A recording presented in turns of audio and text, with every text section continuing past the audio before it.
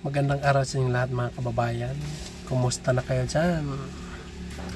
So nandito naman po ako ngayon na pagas muna. Punta kami ng Davao. Punta kami doon sa doon sa bahay nila Eli. Kuha kami ng package doon mga kababayan. Kasi meron naman tayong mga package doon na naabot.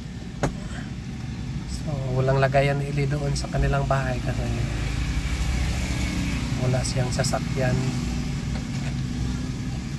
para ikarga yung package doon sa kanilang bahay nga hindi pa natapos. So, kukunin ko na lang yung mga package at dadalhin dito sa bukid. So, abangan nyo na lang ang aming kalakaran mamaya mga kababayan, at kasama natin si Isto ngayon kasi hirap yung wala tayong kasama magbuhat ng mga package. So paggas muna tayo ng 4 na galon. So maraming salamat po sa ating mga sponsor na bigay ng mga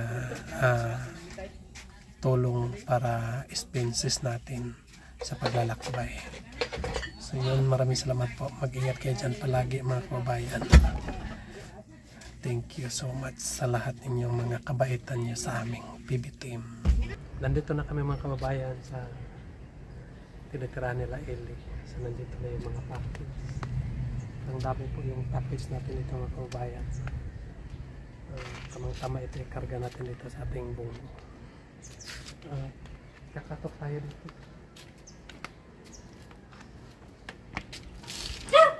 Bukas. Ayo. Ayo.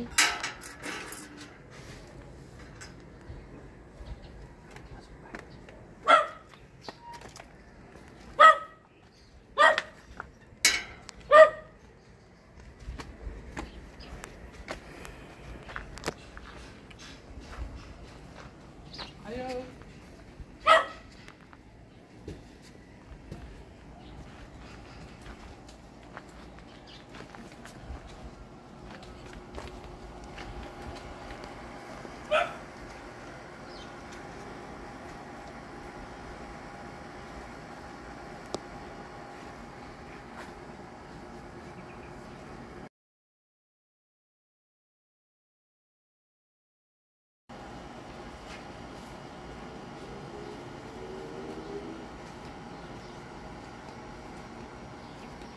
Pindutin dito. Dito.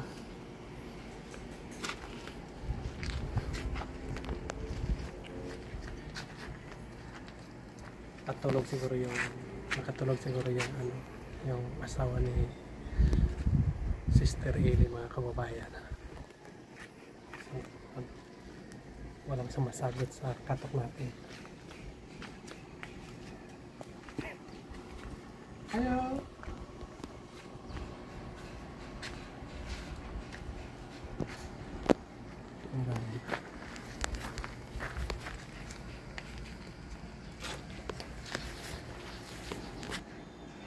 So, magkarga na lang tayo mga kababayan.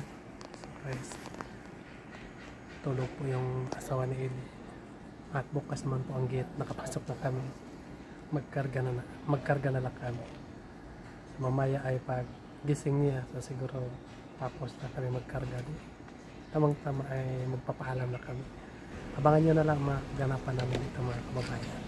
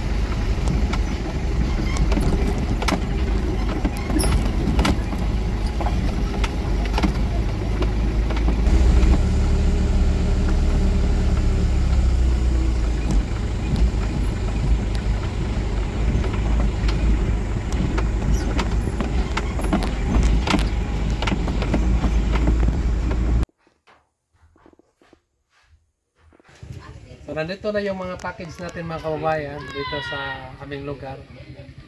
So, dito na natin ito ilagay. So kung may magpapadala ng package, dito ko na lang i-address mga kababayan dahil maayos naman ang daan dito. Ang address dito ay ang address ko ay Purok 48, Malambuon, Malabog, Davao City. Address lang ninyo, ang pangalan ko ay si Dito Magton. Chat lang mo dito sa akong kuan, Facebook, Dito Magton mga kababayan. So meron tayong package dyan para kay sister. So dadala dito. So, sabi ni Sir Paul na dito muna ilagay ito at pag makauli siya bago niya kukunin at dadalhin doon sa kay sister. Kasi malayo kasi yan eh. Doon sa ibang ibang bukid ang kanila. So hindi ko maabutan. So mag-antay na lang tayo kay Sir Paul mga kababayan bago makarating itong package ng kay sister. So yan lang po at maraming salamat po sa inyong lahat. Maraming salamat po sa lahat na nagpapadala ng package.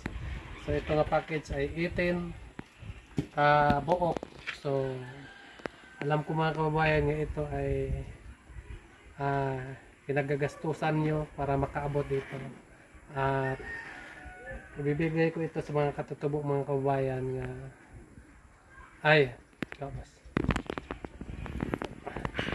so sana po din ay makaabot din ito doon sa mga katutubo. So huwag kayong mag-alala mga kababayan.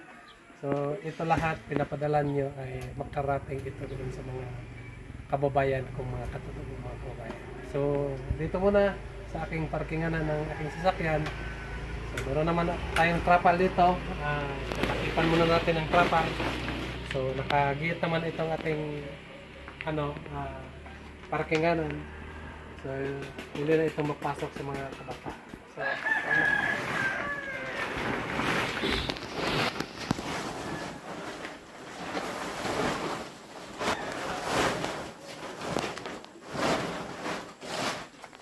So ito na ang katabunan. Yeah.